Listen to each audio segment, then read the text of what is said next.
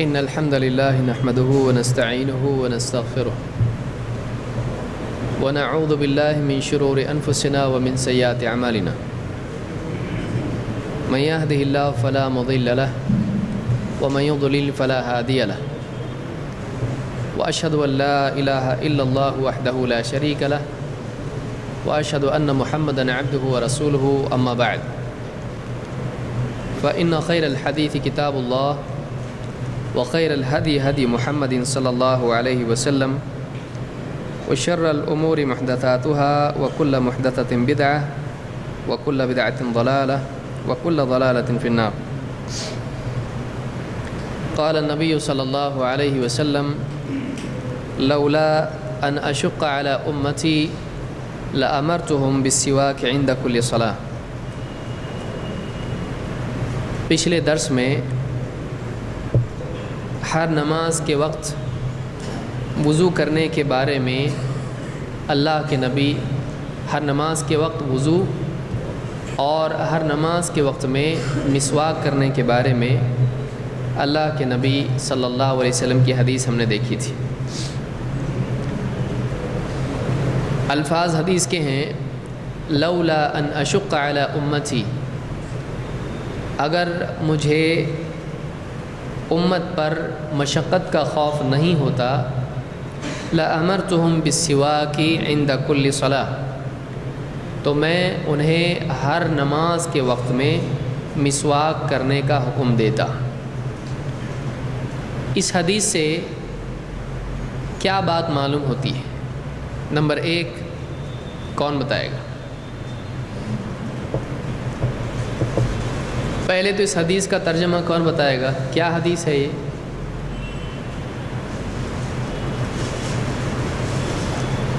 جو حدیث میں نے ابھی پڑھی ہے عربی میں نہیں، اردو میں اس کا ترجمہ کیا ہے؟ یعنی کیا بات اس حدیث میں ہے؟ کیا حدیث ہے؟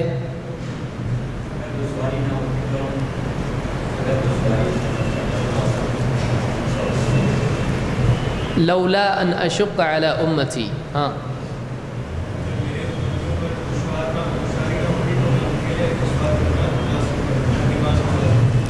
یعنی اگر مجھے اس بات کا احساس نہ ہوتا یا میرے علم میں بات نہ ہوتی کہ میری امت پر یہ چیز بھاری ہو جائے گی، مجھے معلوم ہے کہ یہ چیز میری امت پر بھاری ہوگی، مشقت والی ہوگی، تنگی والی ہوگی، تکلیف والی ہوگی، ورنہ میں کیا کرتا؟ امت کو کیا حکم دیتا؟ ہر نماز کے وقت. عندہ کے معنی عربی زبان میں ہوتے ہیں کے پاس.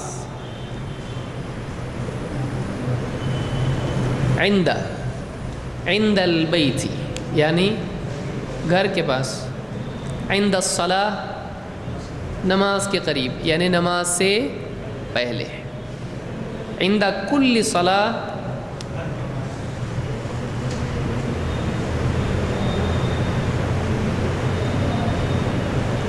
ہر نماز کے وقت، ہر نماز سے پہلے، ہر نماز کے پاس جگہ نہیں ہوتا ہے. نماز کیا ہے؟ ایک عمل ہے، عمل کے آس پاس جگہ ہوتی ہے نہیں. اس کے لیے عندہ جب آئے گا تو اس کا مطلب ہوگا اس سے پہلے، ہر نماز کے وقت. تو لأمرتهم بالسواک عند کل صلاۃ، ہر نماز کے وقت میں انہیں مسواک کا حکم دیتا. ہر نماز سے مراد کون سی نماز ہے یہاں پر؟ فرض. اصلاً کیا ہے؟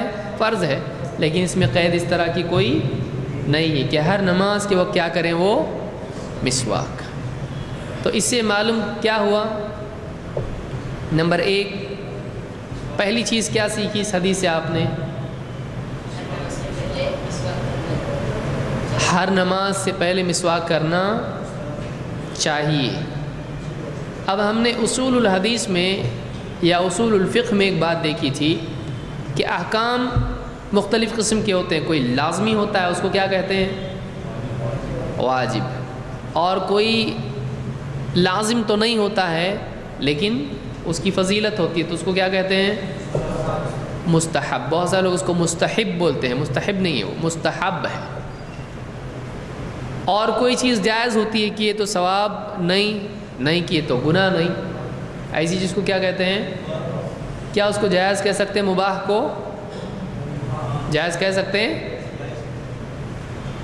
مباح جائز ہو سکتا ہے کہ نہیں؟ ہو سکتا ہے. مباح اور جائز ایک ہی ہیں. حلال بھی اسی کی تھوڑا سا فرق اس میں ہوگا. حلال کھانے پینے لباس وغیرہ کی چیزوں کے لیے ہوتا ہے اور جائز اعمال میں بھی آتا ہے, اور حلال بھی عمل کے لیے آ سکتا ہے. بہرحال اور جو چیز منع ہوتی ہے ایک دم سختی سے وہ حرام, اور جو چیز ناپسندیدہ ہے اس کو کیا کہیں گے؟ تو یہاں پر مسواک کے بارے میں جو حدیث ہم نے پڑھی اس حدیث کے اعتبار سے مسواک کو کہاں فٹ کریں گے آپ؟ کیوں مستحب ہے, واجب کیوں نہیں ہے؟ اس کا حکم اللہ کے نبی صلی اللہ علیہ وسلم نے نہیں دی. کیوں حکم نہیں دیے؟ امت کے لیے کیا ہو جائے گی؟ اب اگر کوئی آدمی اجتہاد کرے یہاں پہ کہے کہ دیکھیے 5 وقت کی نماز بھی امت پر کیا ہے کہ نہیں؟ فجر کی نماز. تو چونکہ اللہ کے نبی صلی اللہ علیہ وسلم امت کی دشواری نہیں چاہتے تھے, لہذا اس دور میں فجر کی نماز کیا ہو جانا چاہیے. حکم دیے کیا آپ نے؟ ہاں حکم نہیں دیے. کوئی کہہ سکتا ہے ایسا کہ دیکھیے اصل مقصود اس میں کیا ہے؟ مسواک کا حکم دیتے کیا ہو جاتا؟ مشقت ہوتی.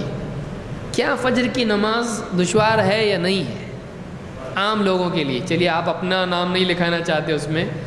عام لوگوں کے لیے فجر کی نماز دشوار ہے یا نہیں؟ فجر کی کیا ہفتے بھر کی نماز ساری دشوار ہے.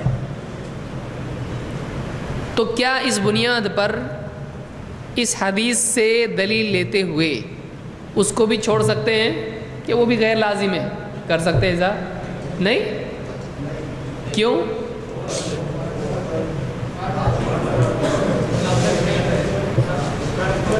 اس حدیث سے استدلال کرنا صحیح ہے یا غلط؟ اس حدیث کے اعتبار سے کیوں غلط ہے؟ دوسری دلیل مت دو آپ. یہاں کیا کہا جا رہا ہے؟ اگر مشقت کا خوف نہیں ہوتا تو کیا کرتا؟ حکم دیتا. تو حکم دیا تو لازم ہوا. سیم کیس نماز کے بارے میں ہے, اس کے بارے میں حکم ہے یا نہیں ہے؟ آلریڈی حکم ہے. تو اللہ کے نبی صلی اللہ علیہ وسلم کو معلوم تھا یہ چیز دین میں لازم ہے, لہٰذا آپ نے اس کا حکم دیا. اگر اس کا دے دیتے تو مشقت ہو یا نہ ہو کرنا پڑتا کہ نہیں؟ دین کے اعمال میں اگر مشقت ہو اعمال چھوڑ دیں گے ہم لوگ؟ نہیں. یہ تو اسلام کی رحمت ہے, اللہ کے نبی صلی اللہ علیہ وسلم کی رحمت ہے کہ آپ نے حکم نہیں دیا اس چیز کا. لیکن اگر حکم دے دیتے تو کیا ہو جاتا؟ واجب ہو جاتا, لازم ہوتا. اسی لیے آپ نے حکم نہیں دیا.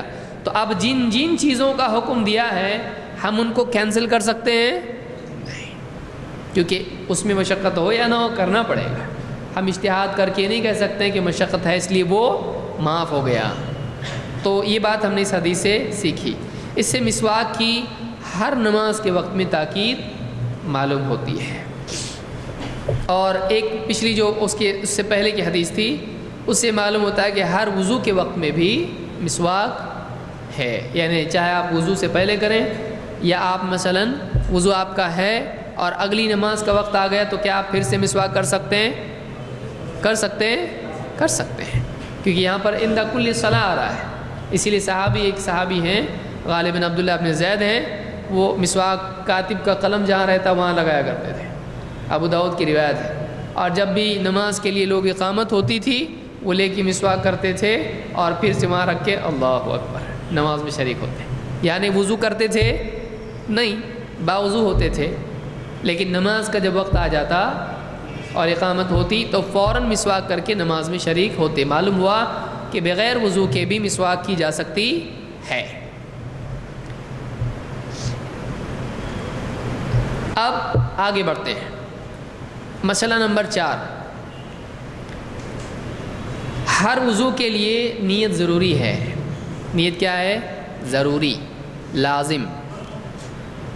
وضو جب آدمی کرے گا تو اس کے لیے نیت لازم ہے۔ کیسے؟ اے اللہ، میں نماز کے لیے وضو کرتا ہوں، ٹھنڈے ٹھنڈے پانی سے۔ نیت دل کے ارادے کا نام ہے۔ سب سے پہلی چیز یہ کہ نیت کے معنی کیا ہے؟ قصد اور عزم۔ ایک انسان کا قصد کرنا، عربی میں اس کو قصد کہتے ہیں۔ اسی لیے آپ کیا بولتے ہیں؟ تمہارا مقصد کیا ہے؟ یعنی اسی سے لفظوں بنا ہے، تمہارا ارادہ کیا ہے؟ تو نیت منہ کے ارادے کا نام ہے۔ نیت کا ارادہ کہاں کرتے ہیں آپ؟ دل میں۔ تو نیت دل کے ارادے کا نام ہے۔ زبان سے نیت کرنا سنت سے ثابت ہے نہیں، بلکہ علماء نے اس کو بدعت کہا ہے، کیونکہ اللہ کے نبی صلی اللہ علیہ وسلم نے اپنی پوری زندگی میں وضو کے لیے یا نماز کے لیے یا تقریباً اعمال کے لیے زبان سے کبھی بھی اس طرح سے اظہار نہیں کیا کہ میں فلاں عمل کرتا ہوں، سوائے حج کے۔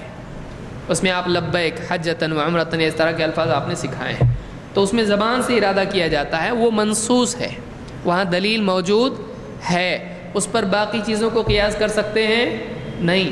پھر اگر آدمی یہ کہے کہ جب وہاں کیا تو ابھی بھی کر سکتے ہیں، تو پھر کوئی آدمی اگر ایسا کہے کہ میں دروازے میں کھڑا ہو جائے گھر کے اور کہے کہ میں نماز کے لیے نکلنے کا ارادہ کرتا ہوں، اتنے کلومیٹر کی مسجد، بائک پر، پیٹرول والی، ڈیزل والی یا جو بھی ہے، کر سکتے ایسا؟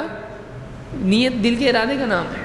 پھر مسجد میں کھڑا ہوا، میں نیت کرتا ہوں مسجد میں داخل ہونے کی، کیا ایسا صحیح رہے گا؟ نہیں، یہ سب بدعت ہے، خرافات میں سے ہے۔ تو نیت دل کے ارادے کا نام ہے، دل سے ارادہ کر لینا کافی ہے۔ کیا ارادہ کرے؟ وضو کر رہا ہے، وضو سب کو معلوم ہے کیا ہوتا ہے، وضو کرنے کا ارادہ کرے، ختم ہو گئی بات۔ پھر وضو کے ارادے سے کیا یہ ضروری ہے میں نماز کے لیے وضو کا ارادہ کرتا ہوں؟ کیا ضروری ہے؟ نہیں۔ جب اس نے وضو کا ارادہ کر لیا تو اس کے لیے وہ سارے اعمال اپنے آپ حلال جائز ہو جائیں گے جو وضو کرنے سے جائز ہو جاتے ہیں۔ ضروری نہیں کہ ایک آدمی یہ سوچے کہ میں کتنے وقت کی نماز پڑھنے والا ہوں، میرا وضو نہیں ٹوٹتا ہے تو ٹھیک ہے، میں ظہر کی اور عصر کی یا عصر کی اور مغرب کی دونوں نیت کر کے میں وضو کرتا ہوں۔ کیا اس کے لیے ضروری ہے؟ نہیں، اس کے لیے صرف یہ نیت کرنا کافی ہے کہ میں وضو کر رہا ہوں۔ کیا یہ نیت لازم ہے؟ اللہ کے نبی صلی اللہ علیہ وسلم فرماتے ہیں انما الاعمال بالنیات وانما لکل امرئ ما نوى۔ انما الاعمال بالنیات، اعمال کا دار و مدار نیتوں پر ہے۔ وانما لکل امرئ ما نوى، اور ہر شخص کو وہی ملے گا جس کی اس نے نیت کی۔ نوا یہ فعل ہے، نوا ینوی، ینوی اس کا مضارع ہے۔ نوا کے معنی ہوتے ہیں نیت کرنا۔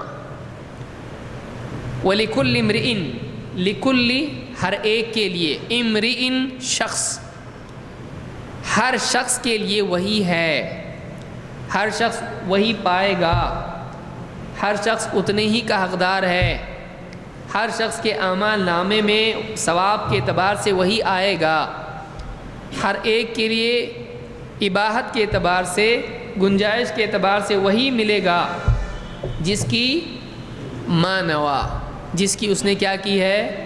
نیت کی ہے۔ یہ 1/3 دین کے مسائل پورے اس میں ہیں، اس حدیث میں۔ اسی لیے علماء نے، بعض علماء نے کہا اس میں 1/3 علم ہے، بعض نے کہا کہ 1/4 علم ہے، بعض نے اس سے زیادہ بھی کہا ہے، آدھا علم ہے، اس طرح سے۔ اب اس حدیث کی تفصیل میں جائیں گے، ہم کو 4-5 درس لگیں گے، یہ بہت بڑی حدیث ہے۔ مختصراً ہم اس حدیث کو دیکھتے ہیں۔ اس حدیث کا کبھی تفصیل ہوئی ہے؟ نہیں، ہو گئی ہے۔ اس کو مختصر کر لیں۔ انما الاعمال بالنیات، اعمال کا دار و مدار نیتوں پر ہے۔ اس سے یہ بات معلوم ہوتی ہے، مختصر ہی میں سمجھاتا ہوں اس کو، اس سے بات معلوم ہوتی ہے کہ اعمال کی قبولیت اور رد کا مدار نیت پر ہے۔ مسئلہ نمبر 1، اعمال کی قبولیت اور رد کا مدار کس پر ہے؟ نیت پر ہے۔ انما الاعمال بالنیات، اگر اللہ کے لیے خالصتاً عمل کیا ہے مقبول ہے، اگر ریاکاری کے طور پر عمل کیا ہے رد ہو جائے گا۔ تو اعمال کا دار و مدار نیت پر ہے۔ نمبر 2، کوئی آدمی عمل کر رہا ہے تو عمل کے اعتبار سے جو قسمیں عمل کی ہوتی ہیں، جیسے فجر کی 2 سنت بھی ہوتی ہے اور 2 فرض بھی ہوتی ہے، تو ایک آدمی اگر 2 رکعت نماز پڑھے فجر کے وقت میں تو اس کی کون سی نماز ادا ہوئی؟ جس کی اس نے نیت کی۔ تو اعمال کا دار و مدار ادائیگی کے اعتبار سے کس پر ہے؟ تو ایک آدمی اگر 2 رکعت پڑھ لے تو اگر اس نے سنت کی نیت کی تھی تو فرض اس کی ابھی کیا ہے؟ وہی کر سکتا، 2 پڑھا نہ جانے تو ابھی کینسل، میں نے کیا کیا؟ سنت کو میں کیا بنا دیتا ہوں؟ کر سکتا ہے؟ نہیں، اس نے جو پڑھ لیا وہ اس کی ادا ہوئی، اور جو نہیں پڑھا وہ ابھی طے کون کرے گا؟ وہ بھی 2، یہ بھی 2، فرق کیا ہے؟ کون طے کرے گا؟ نیت۔ تو اس نے جس چیز کی نیت کی اس کا عمل اسی کے اعتبار سے ہے۔ تو عمل کی جو مختلف اقسام ہوتی ہیں ان اقسام کے اعتبار سے ادائیگی اسی عمل کی ہوگی جس کی اس نے نیت کی ہے۔ سمجھ میں آیا؟ تو اس سے ایک بات یہ معلوم ہوئی۔ دوسری بات، تیسری بات، ایک مباح عمل ایک انسان کا ثواب یا گناہ یا عذاب، نیکی یا گناہ، اس کی نیت کے مطابق مانا جاتا ہے۔ مثلا اس سے پہلے میں نے سمجھایا تھا اس کو کسی درس میں کہ ایک آدمی اگر چھری خریدتا ہے یا کاغذ خریدتا ہے یا انگور خریدتا ہے تو فی نفسی یعنی خود یہ عمل نیکی ہے، کاغذ خریدنا بہت نیکی ملتی ہے، خوب جمع کرو، ہے ایسا کچھ؟ نہیں، لیکن کاغذ خریدتا ہے اس لیے کہ اس پر حدیثیں لکھے تاکہ اس کے مرنے کے بعد لوگ اس علم کو سیکھیں۔ تو اس کاغذ خریدنے میں اس کی نیت کیا ہے؟ حدیث لکھنے کی۔ تو یہ دینی نیت ہے، تو کاغذ خریدنا بھی کیا ہو گیا؟ نیکی بن گیا ہے۔ اگر وہ کاغذ خریدتا ہے اس لیے کہ اس پر تصویریں بنائیں جانداروں کی، تو یہ کاغذ خریدنا اس کا اچھے مقصد کے لیے ہے یا برے؟ تو وہ عمل بھی خود کیا ہو جائے گا؟ برا ہو جائے گا۔ سمجھ میں آ رہا ہے؟ تو اعمال کا دار و مدار یعنی جائز اعمال یا مباح اعمال کا بھی مدار نیتوں پر ہوتا ہے۔ نیت کی وجہ سے ایک عمل مباح نیکی بھی بن سکتا ہے اور وہی عمل گناہ بھی بن سکتا ہے۔ ٹھیک؟ تو یہ باتیں ہم نے اس میں دیکھی۔ اس سے ایک بات یہ معلوم ہوتی ہے کہ عمل نیکی تبھی بنے گا جب اس میں نیت ہو۔ انما الاعمال بالنیات۔ مثلا ایک انسان ہاتھ منہ پاؤں سب دھو لیتا ہے اور اس میں اس کی نیت وضو کی نہیں ہے، تو کیا اس کا وضو ہوگا؟ ہاں؟ کیوں نہیں ہوگا؟ تو نیت ضروری ہے وضو کے لیے، کون بولا آپ کو؟ اس میں یہ ہے کہ اعمال کا دار و مدار کس پر ہے؟ نیت پر ہے۔ تو یہ کہاں ہے کہ وضو کے لیے نیت ضروری ہے؟ نماز کے لیے وضو ضروری ہے، لیکن وضو کے لیے نیت ضروری ہے؟ وضو بھی ایک عمل ہے۔ تو عمل کی قبولیت اور رد پہلے تو اخلاص اور ریا کے اعتبار سے، دوسرا اس کا عبادت بننا اور نہ بننا کے اعتبار سے۔ ہاتھ منہ دھونا کون کون کرتا ہے؟ صرف مسلمان یا غیر مسلم؟ سب کرتے ہیں۔ تو کیا سب وضو کرتے ہیں؟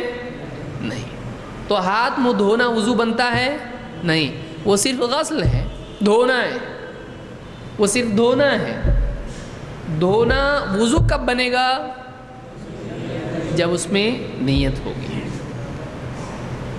اللہ کے نبی، ایک آدمی ہاتھ منہ دھوتا ہے، کیا اس کے گناہ اس سے جھڑتے ہیں؟ نہیں۔ حدیث میں کیا آیا ہے کہ اگر ایک آدمی وضو کرتا ہے تو اس کے ہر قطرے کے ساتھ میں چہرہ، ہاتھ، پاؤں جو بھی دھوتا ہے اس کے قطروں کے ساتھ کیا گرتے ہیں؟ گناہ۔ یہ قید دھونے کے ساتھ میں ہے یا وضو کے ساتھ میں ہے؟ تو معلوم ہوا کہ یہ جو فضیلت ہے یہ صرف عام ہاتھ پاؤں دھونے کے لیے ہے نہیں، یہ کس کے لیے آیا ہے؟ وضو کے لیے، اس لیے کہ وضو ایک نیکی ہے۔ اللہ تعالیٰ نے وضو کے لیے مستقل طریقہ بتایا، جیسے ہم نے پہلے دیکھا اذا قمتم الى الصلاة فاغسلوا وجوهكم وايديكم الى المرافق وامسحوا برؤوسكم وايديكم وارجلكم الى الكعبين۔ تو چہرہ، ہاتھ اور سر مسا اور پاؤں اللہ نے بتایا کہ یہ دھو، تو یہ کیا ہوا؟ اللہ کا حکم ہوا۔ اور وضو ایک شرعی عمل ہے، اس کے لیے نیت کا ہونا کیا ہے؟ ضروری ہے کہ اعمال کی قبولیت اور رد کے اعتبار سے ان کے ادا ہونے کے لیے نیت ہونا ضروری ہے۔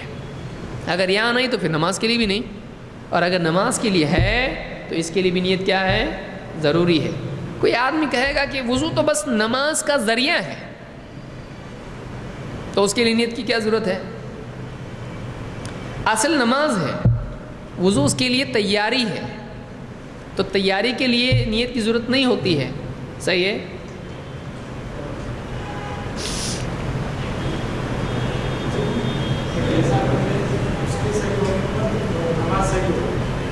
اس کے صحیح ہونے پر ہاں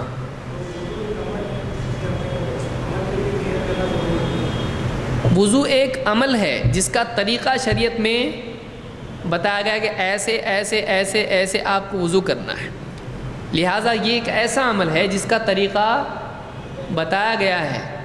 منہ دھونے کے بارے میں بتایا اللہ کے نبی صلی اللہ علیہ وسلم نے ایسا کرنا چاہیے، کلی یوں کرنا چاہیے نہیں، لیکن وضو نماز کے لیے اللہ کا حکم آیا اذا قمتم الی الصلاۃ، تو وضو کس کے ساتھ جوڑا گیا؟ نماز کے لیے۔ یہ عام دھونے کی طرح ہے نہیں ہے، یہ عبادتی عمل کے لیے ہے، یہ خود ایک نیکی ہے، اور اس کے لیے گناہ کے جھڑنے کی، گناہوں سے پاکی کی فضیلت بتائی گئی کہ ہر قطرے کے ساتھ میں، یہ ہر دھونے کے لیے نہیں ہے۔ معلوم ہے کہ فی نفسی یہ کیا ہے؟ نیکیوں میں سے، شرعی احکام میں سے، یہ عام دھونے کی طرح نہیں ہے، اس کے لیے نیت کرنا ضروری، اس لیے کہ ایک آدمی وما امروا الا لیعبدوا اللہ مخلصین لہ الدین، ان کو اس بات کا حکم دیا گیا، وما امروا، یہ قرآن کریم کی آیت ہے،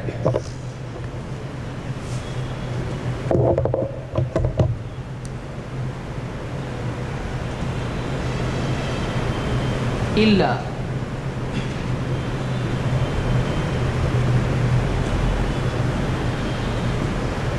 مخلصین لہ الدین،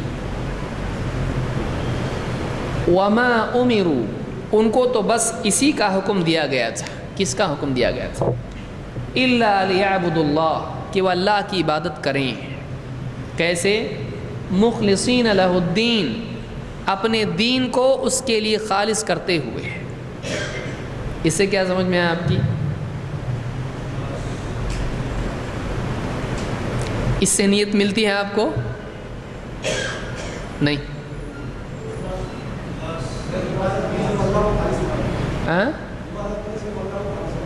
اللہ کو خالص ماننا، اللہ کے لیے خالص کرنا، کیا؟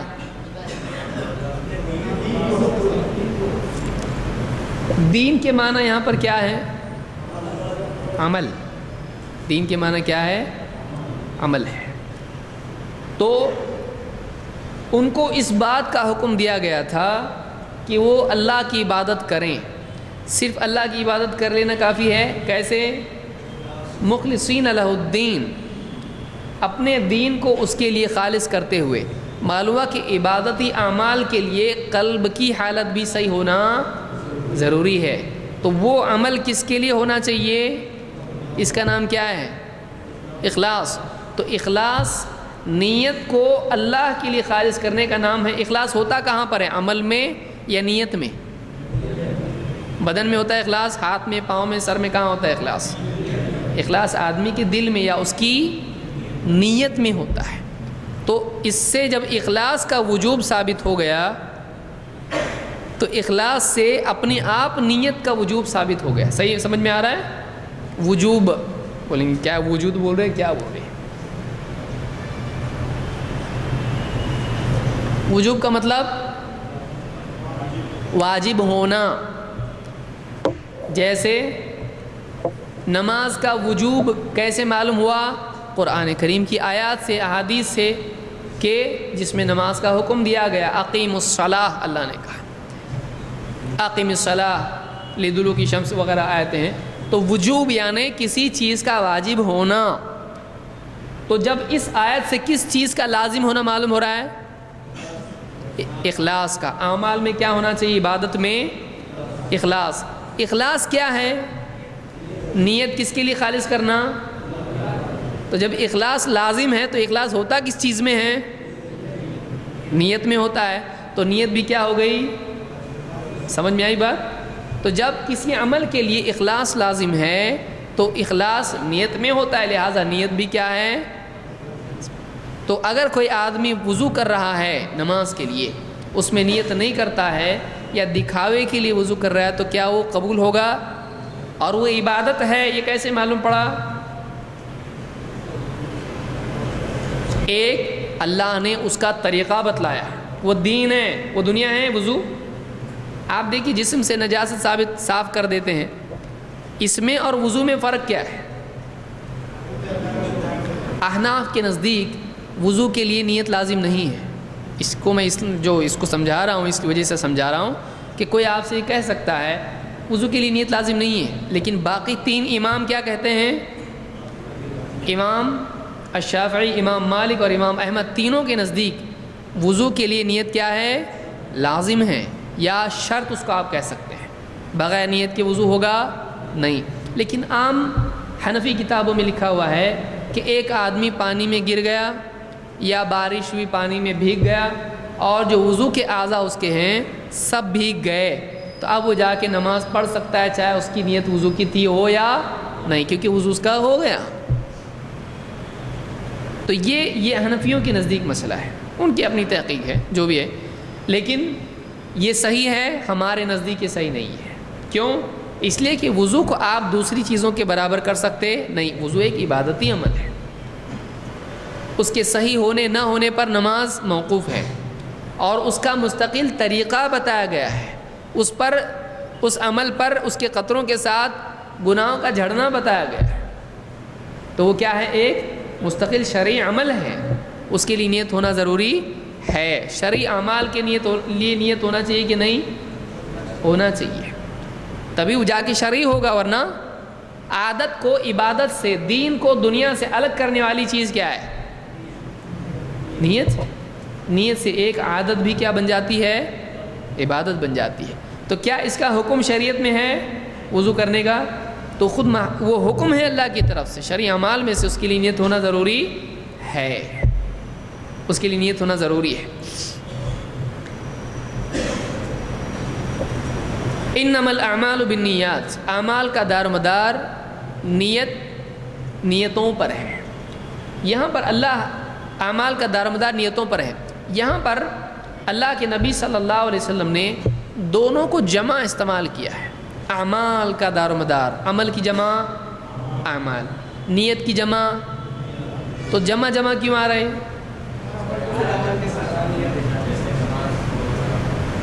تو ایک نیت کر سکتے، میں زندگی بھر کی نماز کی نیت کرتا ہوں، پھر بغیر نیت کے بھی پڑھ رہا ہے، ایسا چلے گا؟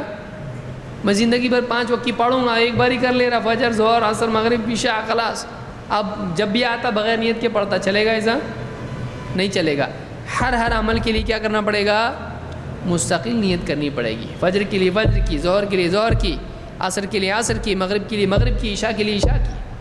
تو ہر عمل کے لیے کیا ضروری ہے؟ اس کی نیت۔ تو معلوم ہے کہ ہر عمل کے لیے اس کی متعلقہ نیت ضروری ہے۔ بعض علماء نے بات کہی ہے کہ اللہ نے بندے کو اس کا مکلف کیا، لیکن اس کے ساتھ یہ بھی بات ہے کہ ایک آدمی بغیر نیت کے عمل کر ہی نہیں سکتا ہے۔ آپ کھڑے ہو کے کر رہے کچھ، آپ کو معلوم نہیں آپ کیا کر رہے، ایسا ہوتا؟ اب نیند میں کسی کو عادت ہو ایسی تو اور بات ہے، ہوش میں مطلب وہ کچھ ارادہ نہیں اس کا، کچھ نہ کچھ تو ارادہ ہوگا اس کا۔ ایک آدمی بے ہوشی میں نماز پڑھتا ہے؟ نہیں۔ ایک آدمی بے ہوشی میں وضو کرتا ہے تو کیوں لیا برتن، لوٹا کیوں لیا تو، یہ پانی کیوں بہا رہا ہاتھ پہ سے چہرے پہ کیوں؟ اس کی نیت نہیں ہے، اس کی نیت تھی نا کہ مجھ کو کچھ کرنا ہے، کیا کر رہا تو یہاں پہ؟ بغیر ارادے کے ہی گیا وہاں پہ نل کے پاس، بغیر ارادے کی، تو وہ کیا ہے؟ تیرا ارادہ ہے وہ۔ تو ایک آدمی بغیر نیت کے عمل کر سکتا ہے؟ نہیں۔ اب ہوگا یہ کہ اس کی نیت یا تو صحیح ہوگی یا تو غلط ہوگی، یا تو نیت صحیح ہوگی یا پھر غلط ہوگی۔ تو دل کے ارادے کا نام کیا ہے؟ نیت۔ انما الاعمال بالنیات وانما لکل امرئ ما نوى، ہر ایک کو وہی ملے گا جس کی اس نے نیت کی۔ تو اس حدیث سے یہ بات معلوم ہوئی کہ تمام اعمال کے لیے نیت لازم ہے، چونکہ تمام اعمال کا مدار قبولیت اور رد کے اعتبار سے کس پر ہے؟ نیتوں پر ہے، لہٰذا نیت بھی مستقل ایک عمل ہے، نیت بھی ایک مستقل عمل ہے، اور اس عمل پر دوسرے عمل کی قبولیت اور رد کا مدار ہے۔ سمجھی اتنی بات؟ آگے ہم بڑھتے ہیں۔ وضو سے پہلے بسم اللہ کہنا بھی لازم ہے، یہ واجبات میں سے ہے۔ اللہ کے نبی صلی اللہ علیہ وسلم نے ایک حدیث میں فرمایا لا صلاۃ لمن لا وضوء لہ ولا وضوء لمن لم یذکر اسم اللہ علیہ، کہ لا صلاۃ لمن لا وضوء لہ، اس کی نماز نہیں جو جس کا وضو نہیں، اس شخص کی نماز نہیں جس کا، یعنی جس کا وضو نہیں اس کی نماز بھی نہیں، یعنی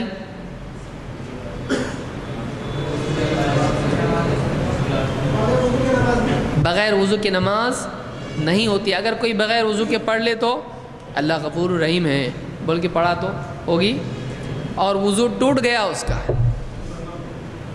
تو نماز ہوگی۔ اگر کہہ کہ میری انٹری وضو سے ہوئی تھی نماز میں اور نماز ہی میں ٹوٹ گیا تو کیا وہ نماز جاری رکھ سکتا ہے؟ نہیں، شروع میں تو تھا نا، اندر آنے کے بعد ٹوٹا ہے وضو۔ نماز کے لیے وضو شرط ہے، تو نماز کی شروع میں شرط ہے یا نماز پوری نماز کے لیے شرط ہے؟ اگر وضو ٹوٹ جائے تو نماز ہوگی، چاہے نماز کے بعد ٹوٹے یا اندر ٹوٹے۔ تو یہاں معلوم ہوا کہ اس شخص کی نماز نہیں جس کا وضو نہیں، ولا وضوء لمن لم یذکر اسم اللہ تعالی علیہ، اور اس آدمی کا وضو نہیں جو اس پر اللہ کا نام نہ لے۔ اللہ کا نام لینا کیا ہوتا ہے؟ بسم اللہ یا بسم اللہ الرحمن الرحیم؟ بہت سارے بسم اللہ الرحمن الرحیم کہتے ہیں، بلکہ وضو سے پہلے کیا کہنا چاہیے؟ صرف بسم اللہ۔ حدیث میں بھی اس کا تذکرہ آیا ہے۔ اس حدیث کو امام احمد، ابو داؤد، ابن ماجہ، حاکم نے روایت کیا ہے، اور صحیح الجامع صغیر میں حدیث موجود ہے، صحیح روایت ہے۔ اس سے یہ بات معلوم ہوتی ہے، دو جوڑیاں یہاں پر، ایک وضو کے بغیر، تو ہم یہ کہہ سکتے ہیں کہ دیکھیے بھائی یہاں پہ کیا ہو رہا ہے کہ جو بسم اللہ نہ کہے اس کا وضو نہیں، تو یہ کمال کے اعتبار سے کہ وضو کامل نہیں ہوتا ہے،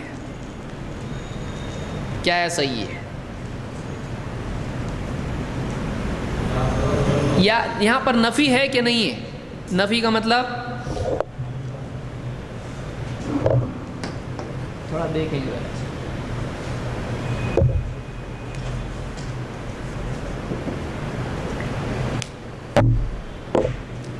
نفی کا مطلب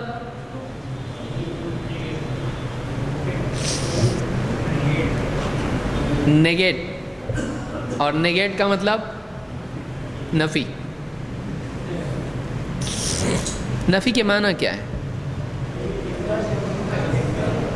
انکار، انکار، کسی چیز کے بارے میں نہ ہونا، جیسے لا الہ الا اللہ میں اللہ کے علاوہ کسی کے لیے عبادت کا حقدار ہونے کی کیا ہے؟ نفی ہے. لا الہ وہ نفی ہے اس میں. تو نفی کا الٹا کیا ہوتا ہے؟ بالعکس متضاد اس کا کیا ہے؟ اثبات. اس بات نہیں، اس بات کو سنو، کیا ہے وہ؟ اثبات. اثبات ہونا. تو نفی کے بالمقابل ہوتا ہے اثبات. تو یہاں پر ولا وضوء لمن لم یذکر اسم اللہ تعالی علیہ، اس شخص کا وضو نہیں جو اس پر اللہ کا نام نہ لے.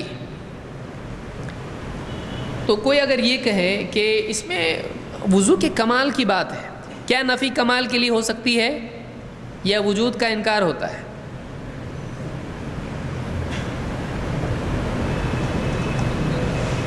بولے یہ کہاں سے لایا ابھی نیا؟ ہم کو وضو سکھاؤ جلدی جلدی. کیا نفی کمال کے لیے ہوتی ہے یا نہیں؟ کمال کے انکار کے لیے. جیسے کہ آدمی کہے کہ تو میرا بیٹا نہیں ہے، کیا واقعی وہ بیٹا نہیں ہے؟ یہ ناراضگی کے طور پر بھی کبھی ہوتا ہے. وہ کیا آدمی ہے؟ کیا آدمی ہے؟ وہ آدمی ہے. وہ ٹیچر ہے؟ وہ ٹیچر نہیں ہے. تو ٹیچر ہے نا وہ. تو جو انکار آدمی کرتا ہے ایسا، تو یہ انکار کس اعتبار سے ہوتا ہے؟ اس کے وجود کے اعتبار سے ہوتا ہے یا اس کے کمال کے اعتبار سے ہوتا ہے؟ تو نفی کمال کے لیے بھی ہوتی ہے. سمجھ میں آیا کہ کسی کا انکار کر دیا تھا، یہ کوئی کتاب ہے، یہ موبائل ہے، یہ فلاں چیز ہے، آدمی اس کا انکار کرتا ہے، تو کوئی آدمی بولے گا یہ تو ہے واقعی موبائل ہے. بولے میں اس اعتبار سے مطلب کیا ہے؟ تو اس کا کمال بعض اوقات نفی انکار کمال کے انکار کے لیے بھی ہوتا ہے. یہ تو وہ بات چیت میں، شریعت میں ایسا ہے کیا؟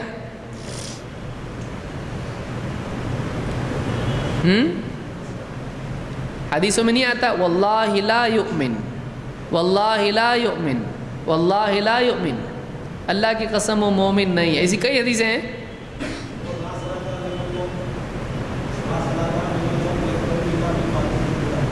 ہاں وہ بھی کمال کے لیے کہا کچھ لوگوں نے، کمال نہیں ہے اس میں. اسی لیے تو آ رہا ہوں اس طرف. اس سے یہ ثابت نہیں ہوگا، وہ تو ہم مان رہے ہیں نا، دوسرے مان رہے، ایسا ضروری ہے کیا؟ یعنی جس کو ہم مان رہے ہیں وہ دلیل نہیں ہوگا، دلیل ہم ماننا پڑے گا. یہ ایک بہت گمبھیر مسئلہ چل رہا ہے، سب خاموش ہو گئے. کیا نفی کمال کے لیے ہوتی کہ نہیں ہوتی؟ ہوتی ہے. حدیث میں بھی آتا ہے کئی جگہوں پر کہ وہ مسلم نہیں ہے جو ایسا ایسا کرے، وہ مومن نہیں ہے جو ایسا ایسا کرے، جس کا پڑوسی اس کی مصیبتوں سے پریشان ہو. تو اس طرح سے کئی جگہوں پر کسی کے ایمان کی یا اس کے اسلام کی نفی ہوتی ہے. علماء نے کہا ہے کہ اس سے مراد اس کے وجود کا انکار نہیں کہ مومن ہی نہیں ہو، بلکہ اس سے مراد کیا ہے؟ اس کے ایمان کے. ہاں تو جس میں اس طرح کی نفی ہوتی ہے، علماء نے کہا کہ ایمان کے کمال کے دو مراتب ہیں. اس کو بھی سمجھ لیجیے چونکہ ضمناً آتا رہے گا اس طرح سے. صرف وضو نہیں بلکہ وضو سے حدیثوں سے جڑی ہوئی باتیں بہت ساری ہوتی ہیں، وہ بھی ہم کو سمجھنا چاہیے. کمال ایک وجوب کے اعتبار سے ہوتا ہے اور ایک استحباب کے اعتبار سے ہوتا ہے. کہ کچھ چیزیں ایسی ہیں جو ایمان کو کامل کرنے کے اعتبار سے لازم ہیں، اور کچھ چیزیں ایسی ہیں کہ جو مستحب ہیں، نہیں بھی کیا تو کوئی مسئلہ نہیں لیکن اس سے کمی رہ جائے گی. تو جس میں ایمان کی نفی ہے وہ کمال کون سا ہے؟ کہ ایمان کی نفی ہو رہی ہے اس میں، تو وجوب والا کمال ہے، اس کا ہونا لازم ہے. اس لیے ایمان ہی کی نفی کر دی جا رہی کہ ایمان اس سے کامل ہو رہا ہی نہیں اس کا. تو کبھی کمال کے لیے ہوتا ہے، لیکن یہاں کمال کے لیے نہیں ہے. آپ کیسا کہہ رہے ہیں؟ پہلے تو آپ بولا، آپ کیا بولتے ہیں یہاں پر نفی کمال کی ہے یا وضو کے ہونے نہ ہونے کی ہے؟ بسم اللہ کے بغیر وضو نہیں، صحیح ہے. اب اس میں نفی کمال کی نفی ہے یا اصلاً وضو کے ہونے کی نفی ہے؟ وضو ہوتا کہ نہیں ہوتا؟ نہیں ہوتا. تو اگر میں کہوں کہ کمال کے لیے اگر کوئی کہتا ہے کہ ہوتا کمال ہے، یہاں پر کامل وضو نہیں ہوتا، تو آپ کیا کہو گے؟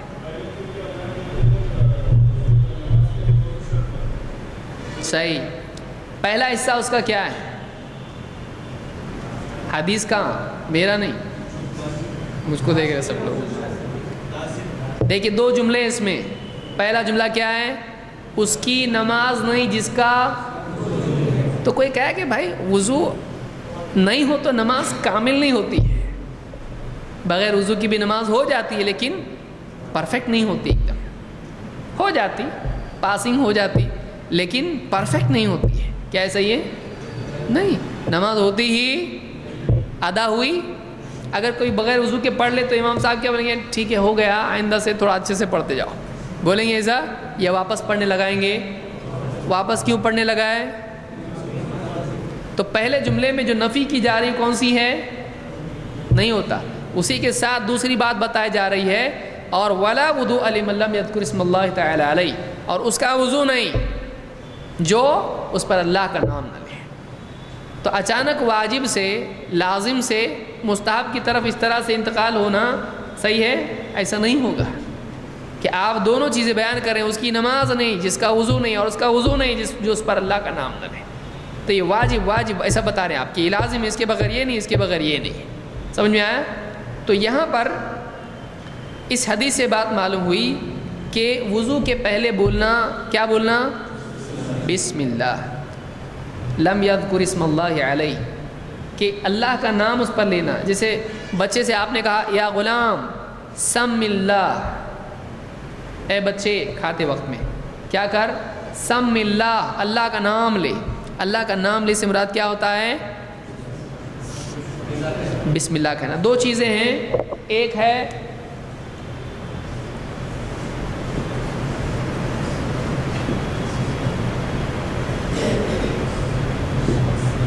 تسمیہ اور دوسرا ہے بسملہ. دونوں کیا ہے؟ نہیں معلوم. ہاں، تسمیہ اور بسملہ میں فرق کیا ہے؟ تسمیہ میں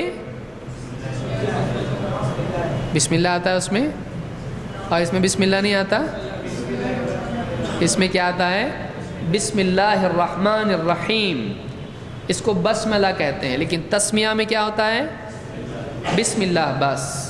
سمجھ میں آیا؟ دونوں میں فرق ہے. تو یہاں پر وضو سے پہلے، اسی لیے آپ حدیث کی کتابوں دیکھیں گے التسمیہ قبل الوضوء، وضو سے پہلے تسمیہ کہنا. کہ تسمیہ کیا ہے یہ؟ تو تسمیہ سے مراد بسم اللہ کہنا، اور بسملہ سے مراد، بسملہ کب ہوتا ہے؟ قرآن کے کھاتے وقت، قرآن پڑھنے سے پہلے بسم اللہ الرحمن الرحیم قرآن میں لکھا ہوا بھی ہے تو وہ پڑھتے ہیں ہم. اور تسمیہ وضو سے پہلے، کھانے سے پہلے، بیوی سے صحبت ہے اس سے پہلے، یا گر گئے سواری سے اس سے پہلے، اور بھی اس سے پہلے نہیں، بعد میں. یہ وہی کھانے کے ضمن میں سب آ گئے، افطار، سحری اور دعوت اور ولیمہ اور سارا آ گیا اس کے اندر. تو کھانے کی قسمیں اپنے پاس ملٹی. تو اس حدیث سے کیا بات معلوم ہوئی؟ یہ ہم نے سمجھا کہ بسم اللہ یا تسمیہ لازم ہے وضو سے پہلے. آئیے آگے دیکھتے ہیں اس کے لیے وقت لفظ جو آیا وہ اس کا امر کہاں ملتا ہے. اور انس ابن مالک رضی اللہ تعالیٰ کہتے ہیں طلب بعض اصحاب النبی صلی اللہ علیہ وسلم وضوءا. دیکھیے لفظ کیا آ رہا ہے یہاں پر؟ وضو. کہ طلبہ کا مطلب طلب کرنا، چاہنا، تلاش کرنا، ڈھونڈنا. طلبہ مانگنا. طلب بعض اصحاب النبی صلی اللہ علیہ وسلم وضوءا. اللہ کے نبی صلی اللہ علیہ وسلم کے بعض صحابہ نے وضو طلب کیا. وضو سے مراد پانی. یہاں پر لفظ آ رہا ہے برابر وضو، لیکن وضو الگ ہے. پچھلی حدیث میں وضو تھا یا وضو، اور یہاں کیا آ رہا ہے؟ وضو. فقال رسول اللہ صلی اللہ علیہ وسلم هل مع احد منکم ماء. آپ نے پوچھا کیا تم میں سے کسی کے ساتھ، کسی کے پاس پانی ہے؟ فوضع يده في الماء. تو کسی کے پاس تھا پانی، آپ کے پاس لایا گیا، آپ نے اس میں ہاتھ ڈالا. اس میں بیچ کا حصہ کیا ہے؟ حذف ہے.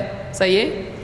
آپ نے پوچھا تم میں سے کسی کے پاس پانی ہے اور آپ نے پانی میں ہاتھ ڈالا، تو اس میں بیچ میں ایک حصہ ہے کہ پھر پانی لایا گیا اور آپ نے پانی میں اس کے بعد، تو پانی لایا گیا کا حصہ اس میں ہے کہ نہیں ہے؟ نہیں ہے. وہ سمجھنے کی چیز ہے.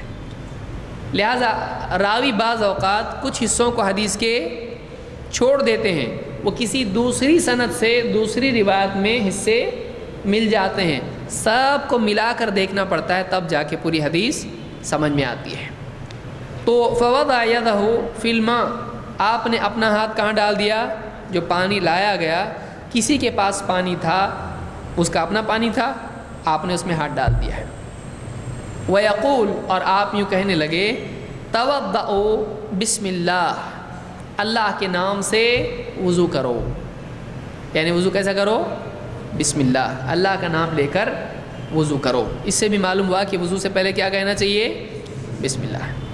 فَرَأَيْتُ الْمَاءَ يَخْرُجُ مِن بَيْنِ أَصَابِعِهِ، میں نے دیکھا کہ پانی آپ کی انگلیوں میں سے یا انگلیوں کے درمیان سے نکل رہا تھا. آپ صلی اللہ علیہ وسلم نے پانی میں ہاتھ ڈالا تو کیا پانی کم تھا؟ سب کے پاس پانی، مسئلہ کیا ہے اس میں سمجھ میں آ رہی بات؟ پانی نہیں ہے وضو کرنے کے لیے، سفر میں ہے، اور صحابہ نے کہا پانی وضو کے لیے. عام پانی تھا، پینے کے لیے تھا، پانی کائے کے لیے تھا؟ وضو کے لیے تھا کہ وضو کے لیے تھا؟ وضو کے لیے تھا، اسی لیے اس کو کیا کہتے ہیں؟ وضو. تو پانی نہیں تھا، تو آپ نے پہلے کیا پوچھا؟ کسی کے پاس پانی ہے؟ تو کسی شخص کے پاس پانی تھا، وہ آپ کے پاس لایا گیا، آپ نے کیا کیا؟ اس میں اپنا ہاتھ ڈال دیا. صحابی کہتے ہیں کہ آپ کی انگلیوں میں سے پانی نکلتا ہوا میں نے دیکھا. فرأیت، یعنی یہ ایسی نہیں کہ مجھے لگا، میں سمجھا، یہ کیا ہے؟ میں نے دیکھا. یہ دیکھنے کی چیز ہے، یہ اجتہاد یا کچھ اس طرح کی چیز نہیں ہے، سوچا میرا دل کہتا ہے، ایسا نہیں ہے، دیکھا میں نے. فرأیت الماء یخرج من بین اصابعہ حتی توضؤوا من عند آخرہم، یہاں تک کہ سب نے پہلے سے لے کے آخری تک آدمی نے سب نے کیا کیا؟ اس پانی سے وضو کیا. قال ثابت، اس حدیث کے راوی جن کا نام ثابت ہے، کہتے ہیں قلت لانس، میں نے انس سے پوچھا، میں نے انس سے کہا، کم تراہم، آپ کو کیا لگتا ہے وہ کتنے لوگ تھے جتنوں نے وضو کیا؟ وہ لوگ کتنے تھے؟ قال نحو من 70، وہ 70 کے قریب لوگ تھے. تو اس ایک برتن سے کتنے لوگوں نے وضو کیا؟ یہ کیا تھا؟ اللہ کے نبی صلی اللہ علیہ وسلم کا معجزہ کہ آپ نے پانی میں ہاتھ ڈال دیا اور اس سے پانی آپ کی انگلیوں سے نکلنے لگا. اس کو امام النسائی نے اپنی سنن میں روایت کیا ہے. اس سے کیا باتیں آپ کو معلوم ہوئی ہیں؟ نمبر 1،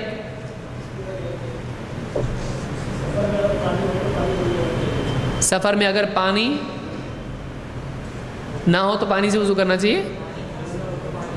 پانی میسر ہو تو پانی سے ہی وضو کرنا چاہیے،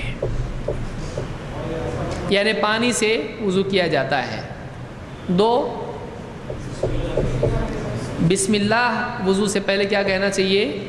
بسم اللہ. نمبر 3، اللہ کے نبی صلی اللہ علیہ وسلم کا معجزہ کہ پانی نہیں تھا، اللہ تعالیٰ نے آپ کے ذریعے سے امت کو پانی دیا، آپ کی انگلیوں میں سے پانی نکل رہا تھا. اور نمبر 4،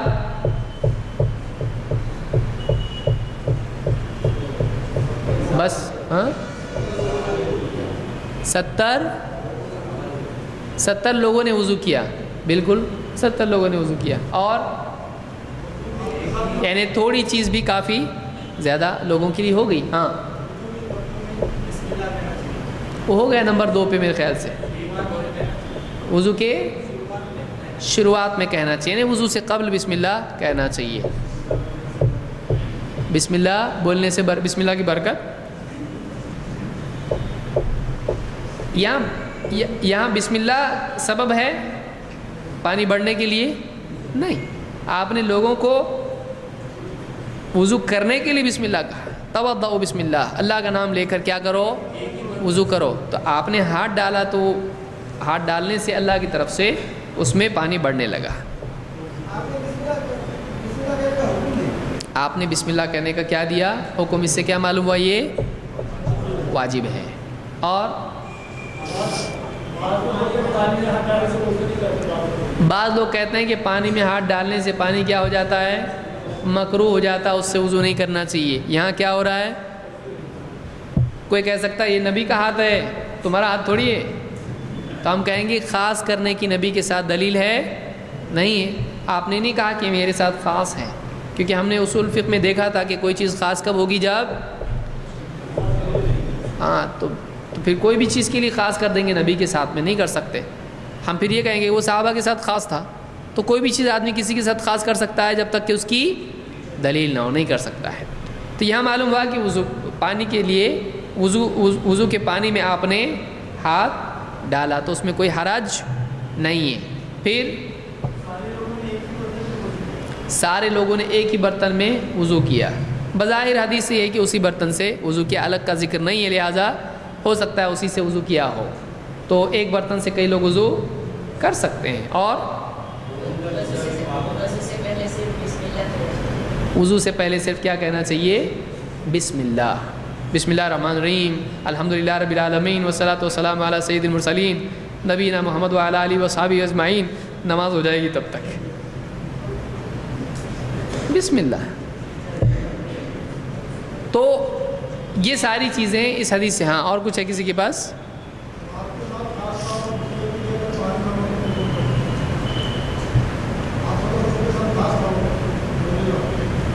آپ صلی اللہ علیہ وسلم کے ساتھ خاص تھا معجزہ۔ اگر پانی نہیں ملتا ہے تو کیا کرنا پڑے گا، معجزہ اگرچہ نبیوں کے ساتھ خاص ہوتا ہے، لیکن اگر کسی بندے کے ساتھ اللہ یہ معاملہ کرے کہ اس کے لیے وہ چیز برکت دے دے اس میں، تو ایسا ہو سکتا ہے کہ نہیں ہو سکتا ہے، ہو سکتا ہے، ہو سکتا ہے۔ کیا اس طرح کا اضافہ یا برکت خاص ہے نبی کے ساتھ کہ نہیں؟ نہیں، صحابہ کے ساتھ ہوا ہے تو اصول ٹوٹ گیا، یعنی نبی کی قید ٹوٹ گئی کہ نہیں ٹوٹی؟ اگر صحابی کے ساتھ ہو جائے تو وہ معجزہ نہیں کہلاتا ہے، اس کو کیا بولتے ہیں، کرامت بولتے ہیں۔ کرامت کسی کے ہاتھ میں ہوتی ہے نہیں، اللہ جب چاہتا ہے کسی کی مدد اور نصرت کے طور پر اس کو ایسی کوئی چیز کر دیتا اس کے ساتھ میں، کھانے میں برکت ہونا، پانی میں برکت ہونا، کچھ بھی ہو سکتا ہے اس میں۔ بہرحال اوقات میں برکت ہونا، آپ دیکھیے اتنے بڑے بڑے علماء تھے، عقل کام نہیں کرتی کہ اتنا لکھا کیسا ان لوگوں نے، اتنی بڑی بڑی کتابیں، اتنے سفر کر کے اتنی کتابیں 50 جلدوں کی لکھی، ٹائم کہاں سے ملا ان کو؟ تو اللہ کی طرف سے برکت کسی بھی چیز میں ہو سکتی ہے۔ اب اس سے اگر کوئی آدمی دلیل لے کہ فلاں بزرگ ایک رات میں 1000 رکعت نماز پڑھتے تھے، تو آپ کا رد کہاں رہے گا؟ 1000 کوئی پڑھ سکتا کیا؟ ہمارے بعض لوگ کیسا کرتے ہیں، گردن پکڑنے کی بجائے دم پکڑنا شروع کرتے ہیں۔ کیا ایک آدمی ایک رات میں 1000 رکعت نماز پڑھ سکتا ہے؟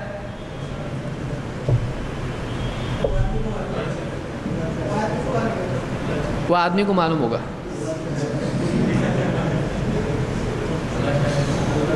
اللہ چاہے تو، اور وہ آدمی چاہے تو نہیں پڑھ سکتا۔ تو پڑھنے کی نیت کون کرے گا؟ آدمی۔ یعنی ہم کو یہاں جھگڑا اس پر نہیں کرنا چاہیے کہ پڑھ سکتا نہیں پڑھ سکتا، ایسا کیسا ہوتا؟ تو کوئی بھی آدمی کہے گا بھائی ایسا کیسا ہو سکتا؟ آپ چاہو تو نہیں ہو سکتا، اللہ چاہے تو ہو سکتا۔ تو کسی کا وقت اگر زیادہ ہو جائے تو اس میں برکت ہو سکتی کہ نہیں ہو سکتی؟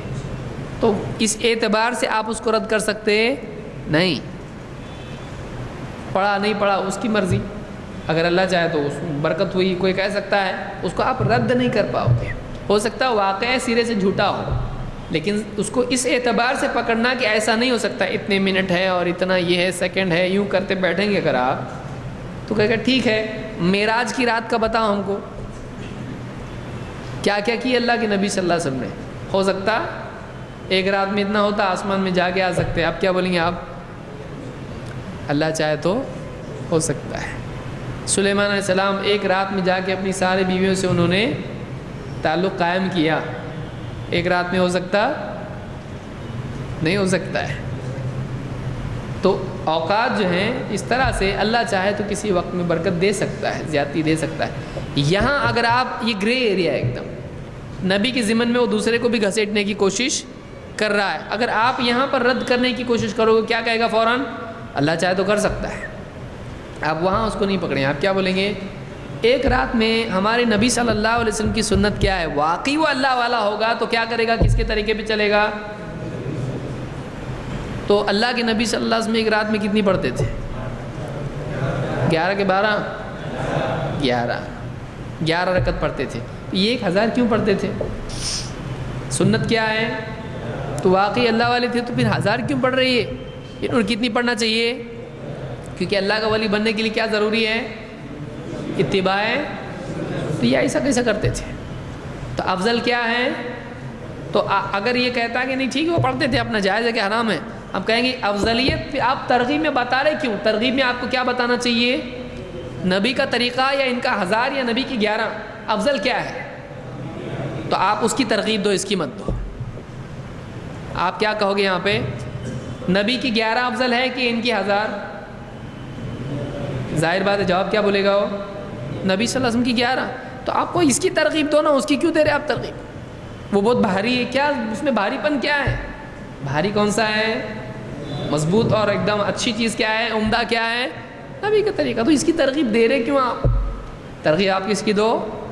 نبی صلی اللہ علیہ وسلم کے طریقے کی. تو اس کو آپ اپنے آپ کیا کر سکتے؟ غائب کر سکتے اس کو, اس اعتبار سے. بہرحال تو یہاں پر اس سے معلوم ہوتا ہے کہ پانی میں, وضو کے پانی میں برکت ہوئی اور سب نے اس سے وضو کیا. تو اس سے یہ بھی معلوم ہوتا ہے کہ متبرک پانی سے وضو کر سکتے ہیں. کوئی آدمی کہے زمزم تو پینے کے لیے ہوتا ہے, اس سے وضو کرنا, نیچے گرنا نہیں چاہیے. لوگ کیا کرتے ہیں اس کو؟ زمزم کیا ہے؟ پانی ہے. تو پانی ہی تو ہے. میں یہ پوچھ رہا ہوں زمزم کیا ہے, کیسے آیا وہ پانی؟ جبریل نے بازو اپنا مارا زمین پر تو اس سے کیا نکلا؟ تو یہ اللہ کی طرف سے دیا ہوا غیبی ایک خزانے سے ملی ہوئی چیز ہے. تو ایسا پانی, تبرک والا پانی, برکت والا پانی, اس طرح کا, ایسے پانی سے اس کو زمین پہ گرنے نہیں دیتے بعض لوگ. اس کا ایک خطرہ بھی زمین پہ ہے, کیا کیا تو نے ایک دم, کچھ تو ایک دم بہت بڑا اس سے گھور پاپ ہو گیا ایک دم. تو کیا یہ صحیح ہے ایسا سوچنا؟ کیا زمزم سے وضو اور غسل کر سکتے ہیں؟ کر سکتے ہیں, کیونکہ یہ پانی کہاں سے آیا تھا؟ اللہ کے نبی صلی اللہ علیہ وسلم کی انگلیوں سے نکل رہا ہے. یہ معجزے والا پانی ہے. لیکن اس پانی سے صحابہ نے کیا کیا؟ تو ایسے پانی کو نیچے گرنے, وضو کیسا کیا؟ پلیٹ میں لے کے کیسا وضو ہوا وہ؟ پانی گرا, چہرہ دھویا, ہاتھ پاؤں دھوئے کہ نہیں دھوئے؟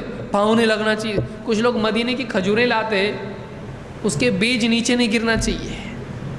اللہ کے بندے پر کیا کرے, گلے میں ڈالے گا, اس کو نگلے گا, کیا کرے گا اس کا؟ مدینہ کی ہے یہ. تو یہ پانی اللہ کے نبی صلی اللہ علیہ وسلم کی انگلیوں سے نکلا ہے کہ نہیں؟ صحابی کہہ رہے میں دیکھا وہ نکلا, انگلیوں میں سے نکل رہا تھا. اور اس پانی سے صحابہ نے کیا کیا؟ وضو کیا. وضو میں کیا کیا کرتے ہیں؟ چہرہ, ہاتھ مسا, اور پھر پاؤں لگ رہا کہ نہیں اس کو؟ کوئی مسئلہ نہیں ہے اس میں. سمجھ میں آ رہا ہے؟ تو اس طرح سے ایک دم کھجور پہ پاؤں نہیں گرنا, مدینے کی اس کے بیج پہ پاؤں نہیں گرنا, اس طرح کی چیزیں. بولے پاؤں میں آ جاتا اس لیے نیچے نہیں ڈالنا کھجوروں کے بیجوں کو مدینہ کے. اس طرح کا غلو اسلام میں نہیں ہے. سمجھ میں آ رہی ہے بات؟ تو اس حدیث سے بھی بات ہمارے سامنے آتی ہے کہ اس سے ایک آدمی وضو وغیرہ کر سکتا ہے. اسی طرح اس سے ہم نے یہ دیکھا کہ ایک آدمی وضو میں ہاتھ برتن میں وضو میں ڈال سکتا ہے کہ نہیں ڈال سکتا ہے؟ ڈال سکتا ہے. لیکن بعض حالات میں اس سے منع کیا گیا ہے. وہ حالت کون سی ہے؟ آئیے دیکھتے ہیں. عثمان ابن عفان رضی اللہ تعالیٰ کے غلام حمران کہتے ہیں अन्नहु रआ उस्मान इब्न अफ़्फ़ान दआ बिइनाइन, मैं समझता हूँ ये नाम हमरान है। उन्होंने यानी एक पानी का बर्तन मंगाया। किसने? उस्मान इब्न अफ़्फ़ान रज़ी अल्लाह तआला अन्हु ने। एक पानी का इना किसको कहते हैं? पानी के बर्तन को। तो उन्होंने एक इना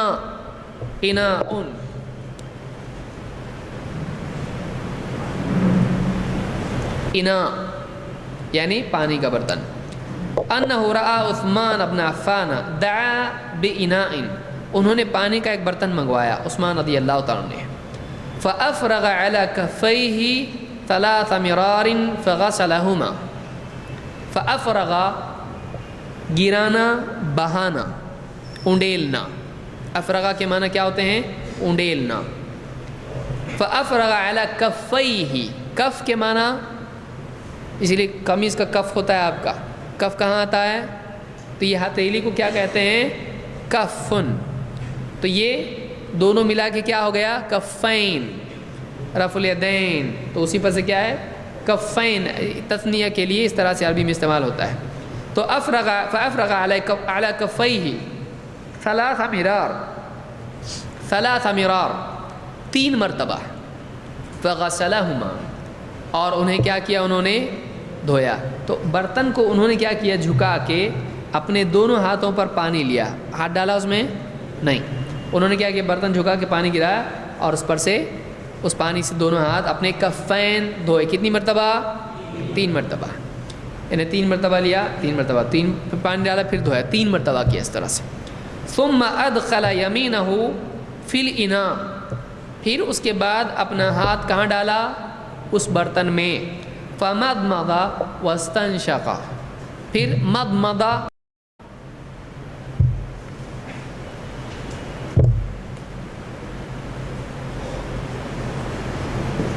या बाद औक़ात इसको तमदमदा भी कहते हैं। मदमदा या तमदमदा का मतलब होता है कुल्ली करना। कुल्ली करना किसको कहते हैं? कोई बताएगा? मालूम है सबको कुल्ली करना? बताओ, कौन बताएगा? कुल्ली करना क्या है?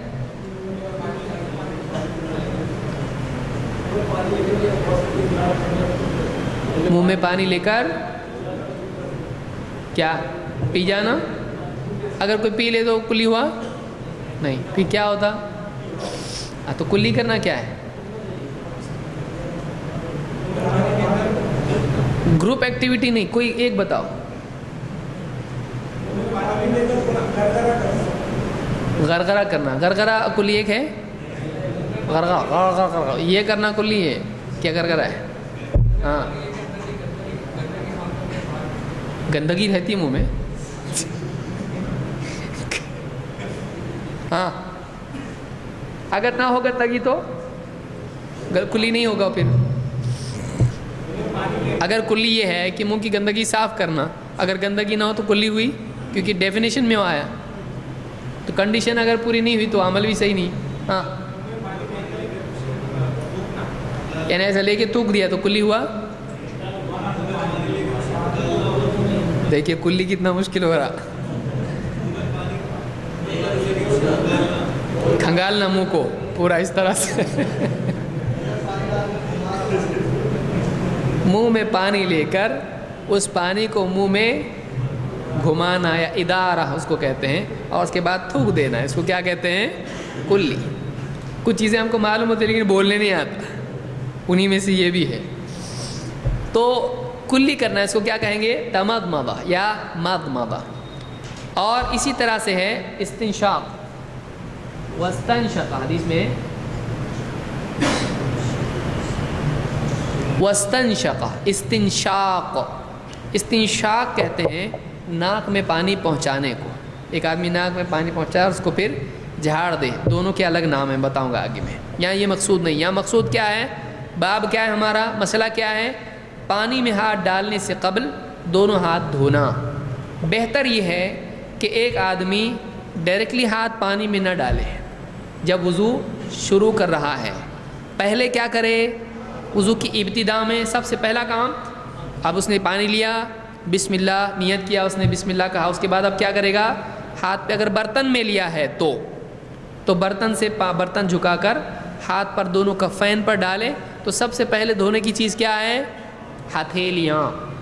تو یہ کفین ہے، ان کو دھونا. تو پہلے پانی برتن جھکا کے دونوں کفین دھو لیے.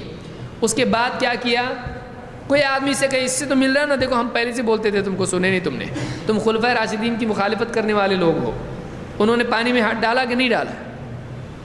انہوں نے پانی ایسا برتن کو اس طرح سے جھکا کے پانی لیا اور ہاتھ ڈالا نہیں اس میں.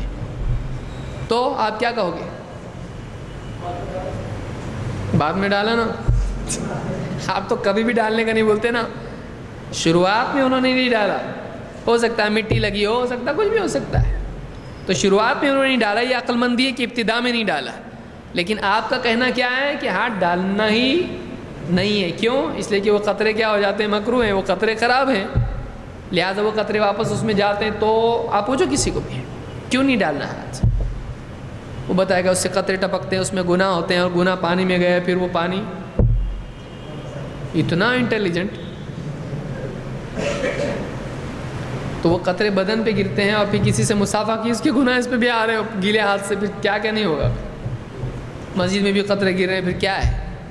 تو یہ اس طرح کی بات حدیث میں آئی ہے نہیں. آپ نے وضو کر کے چھڑکا بھی ہے دوسرے کے اوپر بیمار پہ پانی، تو کیا نعوذ باللہ اس طرح کی کوئی بات ہے؟ یا آپ نے دوسروں کے لیے بھی، صحابہ نے بھی اس طرح سے بات، صحابہ کو بھی بتایا گیا نظر لگ گئی تو کچھ اس طرح سے وضو کر کے کرو.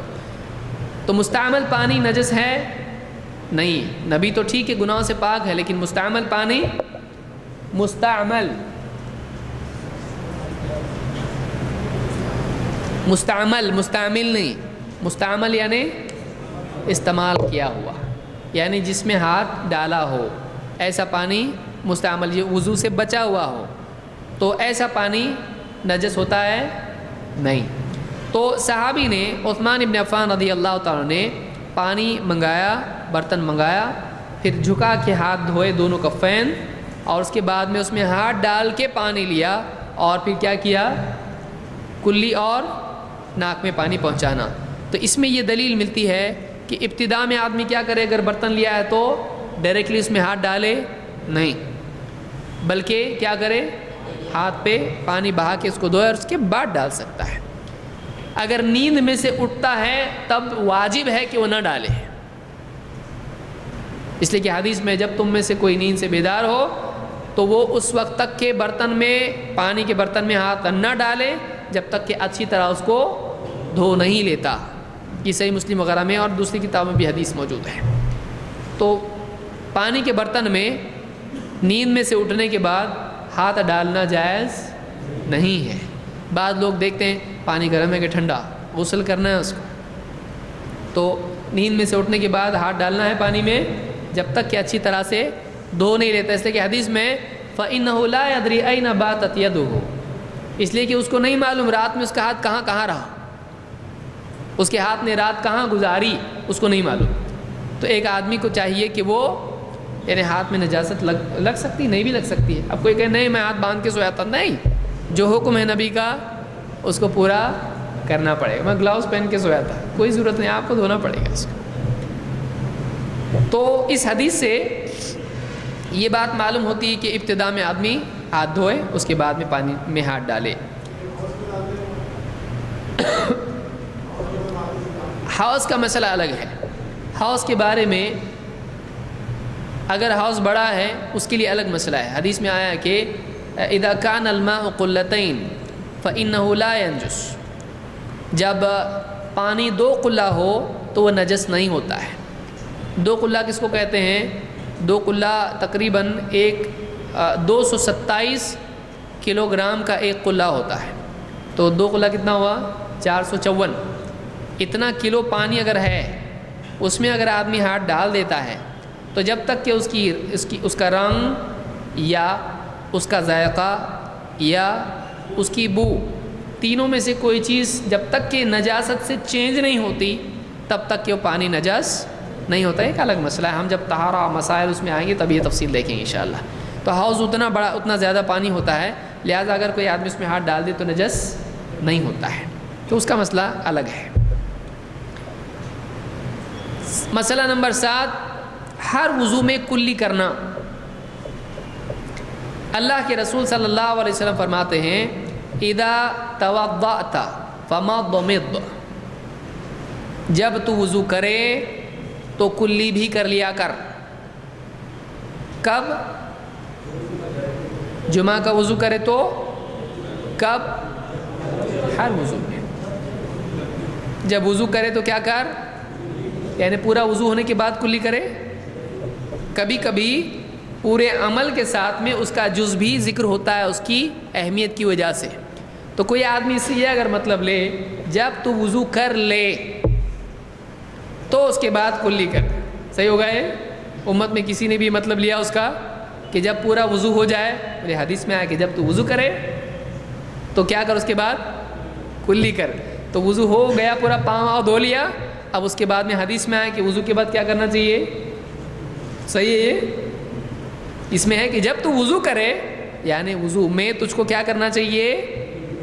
اسی لیے بعض لوگ کہتے ہیں کہ جب دو مسلمان آپس میں ملتے ہیں، ان میں ایک اپنا ہاتھ دوسرے کے ہاتھ میں دیتا ہے اور مصافحہ کرتا ہے، تو کبھی یہ ہاتھ دیتا ہے اور مصافحہ اس کے بعد ہے، تو دونوں الگ ہیں کہ ایک ہیں؟ سمجھ میں آ رہی بات؟ یعنی جب وہ عمل اسی کا حصہ ہے تو آپ کو اسی میں اس کو شمار کرنا پڑے گا۔ ہاتھ سے پکڑنا کیا ہے؟ مصافحہ کس کو کہتے؟ پھر نئی چیز لا رہے آپ دوسرا، اب پاؤں میں لائے گا، یعنی ہاتھ میں دے کے مصافحہ کرنا، یہ معنی اس کے ہے۔ یہ نہیں کہ ہاتھ میں دیتا ہے پھر اس کے بعد ایک نیا عمل اور کرتا ہے مصافحے کا۔ بعض اوقات اسی طرح سے حدیثوں میں آتا، آئندہ بہت ساری حدیثیں ہمارے سامنے ایسی آئیں گی۔ تو یہاں پر کہ جب تو وضو کرے تو کیا کر؟ کلی کر، یعنی وضو ہی میں کلی آ جاتا ہے۔ اس کو امام ابو داؤد نے روایت کیا ہے۔ اس سے کیا معلوم ہوا؟ ہاں کیا اہمیت ہے؟ وہ وجوب ہے۔ کیسے معلوم پڑا وجوب ہے؟ کسی چیز کا اللہ کے نبی صلی اللہ علیہ وسلم اگر حکم دے دیں، بنیادی اصول کیا ہے؟ وہ چیز واجب ہے، الا یہ کہ کوئی ایسا قرینہ ہو جس سے معلوم ہو کہ یہ لازم نہیں ہے۔ ٹھیک ہے؟ تو یہاں پر وضو میں چونکہ آپ نے کلی کا حکم دیا، لہٰذا یہ کیا ہے؟ واجب ہے۔ اور آگے آئیے، آگے بولتا ہوں اس بارے میں۔ نمبر 8، ناک میں اچھی طرح پانی پہنچانا۔ اللہ کے رسول صلی اللہ علیہ وسلم فرماتے ہیں اسبغ الوضوء، اسبغا کا مطلب ہوتا ہے کامل طور پر کرنا، بھرپور، اسباغ۔ اسبغ الوضوء، اچھی طرح سے پورا وضو کر، کامل وضو کر۔ وبالغ فی الاستنشاق الا ان تکون صائما، وبالغ، بالغ کا مطلب بلغہ سے ہے، بلغہ کا مطلب پہنچنا، اس لیے ہمارا بچہ بالغ ہوا کا مطلب پہنچ گیا ہو، پہنچا ہوا ہے۔ یہ بہت بالغ کا مطلب ہوتا ہے ایک خاص عمر کو پہنچنا، یا کامل ہونا کے معنی میں بھی آتا ہے۔ خود حضرت بہت پہنچے ہوئے، انہیں کیا ہے؟ کامل ہے۔ وبالغ فی الاستنشاق، اور اچھی طرح سے استنشاق کر۔ استنشق، اس پر سے کیا ہے؟ استنشاق۔ استنشاق کا مطلب ہے ناک کے نتنوں میں پانی پہنچانا۔ یہ ناک کے کیا ہے؟ 2 سوراخ، ان میں پانی پہنچانا۔ وبالغ فی الاستنشاق الا ان تکون صائما، الا یہ کہ تو روزہ دار ہو، یعنی تو اچھی، بالغ فی الاستنشاق کا مطلب کیا ہے؟ اچھی طرح سے، یعنی ایسے اوپر نہیں، بلکہ اچھی طرح سے ناک میں پانی پہنچا، ہاں روزے میں نہیں۔ کیوں؟ کیا ہو جائے گا اگر اچھی طرح سے پہنچائے گا تو؟ غلطی سے حلق میں پہنچے گا تو روزہ کس سے ٹوٹتا ہے؟ حلق میں پانی جانے سے ٹوٹتا ہے۔ تو اس سے معلوم ہوا کہ روزے کے علاوہ عام وضو میں کیا کرنا ہے؟ ناک میں اچھی طرح سے پانی پہنچانا چاہیے۔ اس کو کیا کہتے ہیں؟ ہاں نام کیا ہے اس کا؟ اب یہ آپ کے لیے نئے نئے نام آئیں گے، تو استنشاق اس کو کہتے ہیں، وضو کو کیا، اور اس کو کیا کہتے ہیں، کلی کو مضمضہ، اور ناک میں پانی پہنچانے کو استنشاق۔ تو یہاں پر اس حدیث سے کیا بات معلوم ہوئی؟ اسبغ الوضوء وبالغ فی الاستنشاق الا ان تکون صائما۔ کیا باتیں معلوم ہوئی؟ نمبر 1،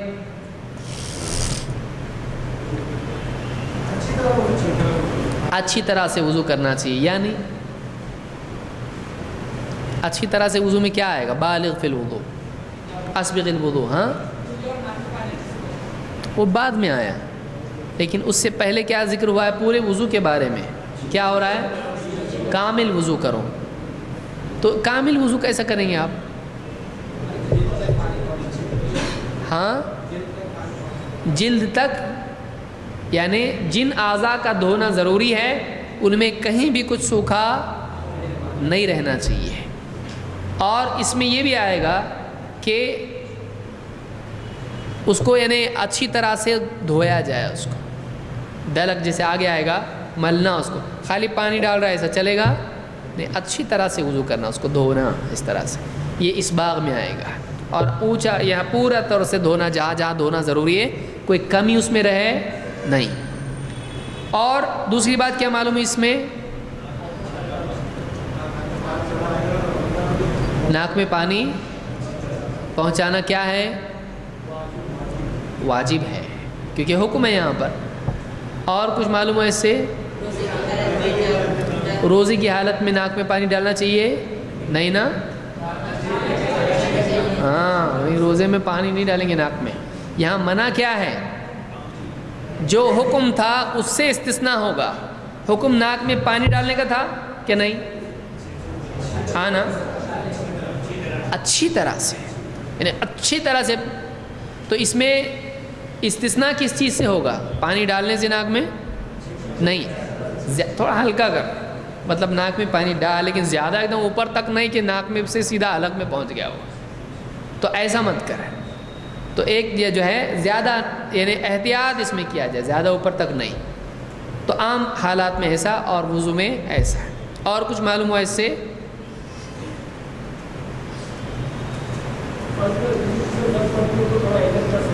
ہاں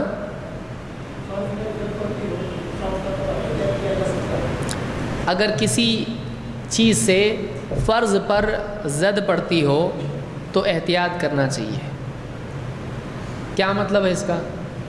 کون بتائے گا؟ روزہ فرض ہے تو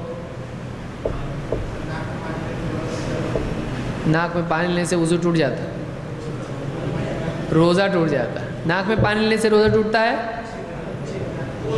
اچھی طرح کرنے سے ٹوٹ جاتا، حلق میں جانے سے ٹوٹ جاتا ہے۔ تو منہ بھر کے کلی نہیں کر سکتے۔ یا کلی کی بات ہو رہی کہ استنشاق؟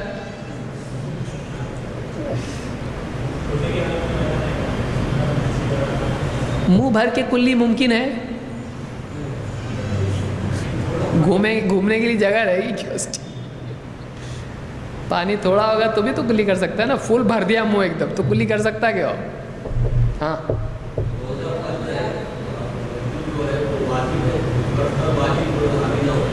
اچھا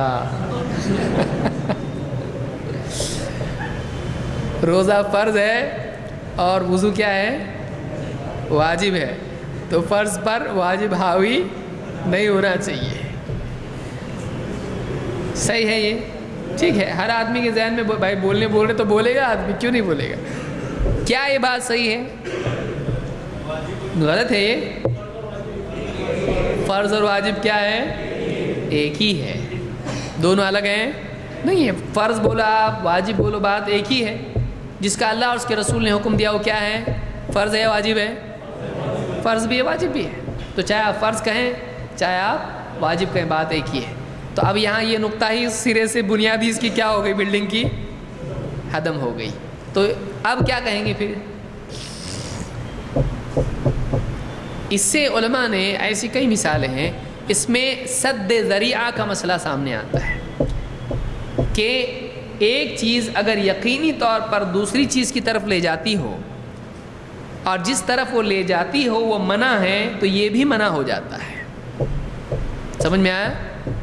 پھر سے بولتا ہوں میں، ایک چیز اگر دوسری چیز کی طرف لے جاتی ہے تو جس طرف وہ لے جاتی ہے اگر وہ منع ہے تو یہ بھی منع ہو جاتا ہے۔ جو گاڑی جہنم میں لے جاتی ہے، جو اعمال جہنم میں لے جاتے ہیں، یا کچھ اعمال ان اعمال تک لے جاتے ہیں، تو یہ اعمال بھی کیا ہوں گے؟ منع ہوں گے، کیونکہ یہ لازمی طور پر یہ آدمی اس تک جائے گا۔ شراب خانے میں جا کے بیٹھتا خالی ہے، وہاں بیٹھنا شرابی بن جاتا اس سے آدمی؟ نہیں، بننے کے چانسز کم ہے کہ زیادہ ہیں؟ زیادہ ہے۔ تو ایک چیز لازمی طور پر اگر کسی اور چیز تک پہنچاتی ہے، اسی لیے حدیث میں آپ دیکھیے کیا کہا گیا، اس دسترخوان پر نہیں بیٹھنا جس پر کیا ہو رہا ہے؟ میں پی رہا نہیں، میں پی رہا ہوں نہیں، تو وہاں بیٹھنے سے کیا ہوتا ہے؟ دوسرے پی رہے ہیں، میں نہیں پی رہا، تو آپ نے کس سے منع کیا؟ بیٹھنے سے منع کیا۔ کیوں؟ بیٹھے گا تو میرے لیے پی بول کے پلا سکتا نا اس کو، میرے دل کے لیے ایک گھونٹ پی کے بتا، ایک گھونٹ پیا تو پورا بوتل خالی کر دے گا اس کے بعد، اور ہے کیا بولے گا، حل من مزید۔ تو اسی طرح سے ایک مرد اور عورت اکیلے ایک کمرے میں بغیر محرم کے رہ سکتے ہیں؟ کیوں؟ بے حیائی تک بات جا سکتی ہے اور زنا تک بھی جا سکتی ہے، تو اس لیے اس سے ہی منع کر دیا گیا ہے۔ تو کہتے ہیں کہ کوئی ایسی چیز ہے جو کسی اور چیز تک، حرام تک لے جاتی ہے، تو سد ذریعہ کے طور پر شریعت میں اسی سے منع کر دیا گیا۔ جیسے قرآن میں اللہ نے آدم علیہ السلام سے کیا کہا تھا؟ وَلَا تَقْرَبَا هَٰذِهِ الشَّجَرَةَ فَتَكُونَا مِنَ الظَّالِمِينَ، اس پیڑ کے قریب مت جانا ورنہ تم ظالموں میں سے ہو جاؤ گے۔ اللہ نے منع کیا تھا؟ پھل کھانا منع کیا تھا، پیڑ کے قریب جانا، لیکن ہوا کیا؟ پرابلم ہوا کس وجہ سے پیڑ کے قریب جانے سے؟ فَأَكَلَا مِنْهَا فَبَدَتْ لَهُمَا، ہے نا، اللہ نے کیا فرمایا کہ جب انہوں نے اس میں سے کھایا تو ان کی جسم سے لباس اتر گئے۔ تو معاملہ کھانے کا تھا، لیکن اللہ نے منع کیا کس سے؟ قریب جانے سے۔ تو اس کو کیا کہتے ہیں؟ سد الذریعہ یا سد الذرائع۔ سد کا مطلب ہوتا ہے روکنا، سد باب بند وہ الگ ہے، سد ذریعہ کہ کسی چیز سے کوئی ذریعہ ہو کسی گناہ کا، برائی کا، اور یقینی طور پر وہ اس تک لے جاتا ہو تو اس سے ہی بچنا چاہیے تاکہ وہاں پر آدمی گناہ میں مبتلا نہ ہو۔ تو یہاں پر کیا کہا گیا کہ اچھی طرح سے ناک میں پانی پہنچاؤ، ہاں مگر روزے میں نہیں۔ کیوں؟ اس لیے کہ اس چیز سے کیا ممکن ہے؟ روزہ ٹوٹ سکتا ہے اس کا۔ سمجھ میں آیا؟ ٹھیک ہے، تو یہ بات معلوم ہوئی کہ عام دنوں میں اچھی طرح سے ناک میں پانی پہنچانا واجب ہے۔ آخری چیز، ناک میں پانی ڈال کر ناک سنکنا، ناک جھاڑنا جس کو آپ کہیں، لیکن جس نے نہیں سنا ہے وہ بولے گا ناک جھاڑنا کیسا ہوتا ہے؟ یہ یعنی ناک آدمی کیا کرتا ہے، ناک میں جو بھی ہے پانی لیا اس نے، اب کیا کرنا ہے؟ اس کو نگلنا ہے ناک کے راستے سے۔ ہاتھی بھی نہیں کرتا ہے ایسا، اس کو کیا کرنا ہے؟ واپس سے باہر ہوا کے ساتھ زور سے سنکنا، اس کو کیا کہتے ہیں؟ ناک سنک۔ اس کے لیے لفظ کیا ہے؟ استنثار۔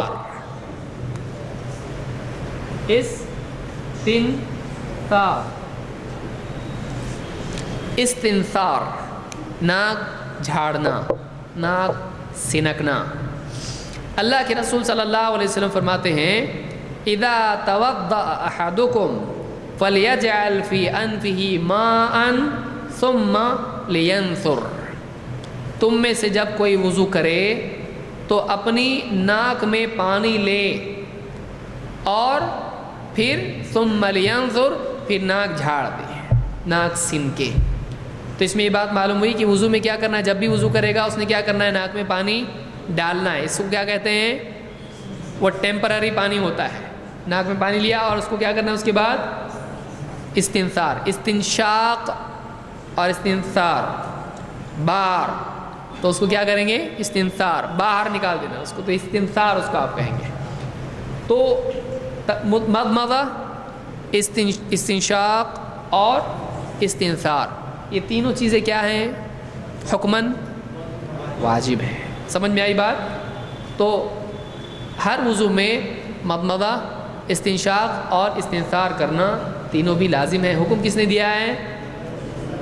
وما آتاکم الرسول فخذوہ فلیحذر الذین یخالفون عن امرہ۔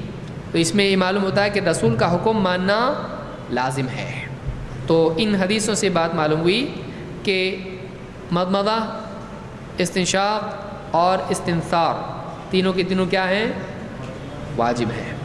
آگے کے درس میں ہم انشاءاللہ اور بھی اس کو مزید اس پر گفتگو کریں گے۔